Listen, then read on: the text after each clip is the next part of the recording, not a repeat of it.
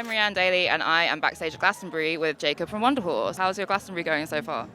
It's in its very early stages, so yeah, I've only been here an hour, but we'll...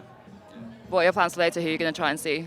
The usual thing, I usually kind of like don't look at the lineup till I'm there, and then I turn up, and usually someone who has a better idea of what's going on will lead me somewhere, you know.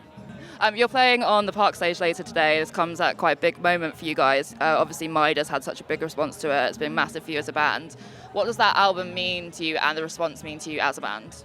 Well, I'm just glad people were into it. I mean, we sort of took a less commercial route for the second record, so I think it's a testament to the record that people still kind of stayed with us and were into the slightly newer sound. Hope people turn up, you know. Sure they will, I'm sure they will. You put out a new song, The Rope, earlier this month. What can you tell me about that song, kind of how that came about? I mean, I'm trying to maybe write something a little more hopeful these days. Midas was pretty bleak, so maybe that's a kind of bridge to whatever we're going to do next, you know. Why are you trying to be more hopeful? Can't do the same thing forever, and maybe it's maybe hope's a bit more out of our comfort zone, and I think you should always be a little bit out of your comfort zone in terms of what you're writing. So, yeah. Have you been working on lots of new music lately then? A few ideas flying around, but nothing concrete yet. We're sort of just focusing on doing shows and getting that to a high standard, you know. And so that'll all come later, I think.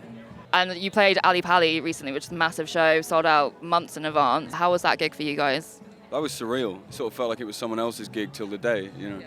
Like, oh no, we're actually playing it. It was great. I tried to take a minute. Usually those bigger shows, the adrenaline's very high and you don't really remember much. So I tried to breathe a bit and actually kind of take it in. So I think I'll remember that one.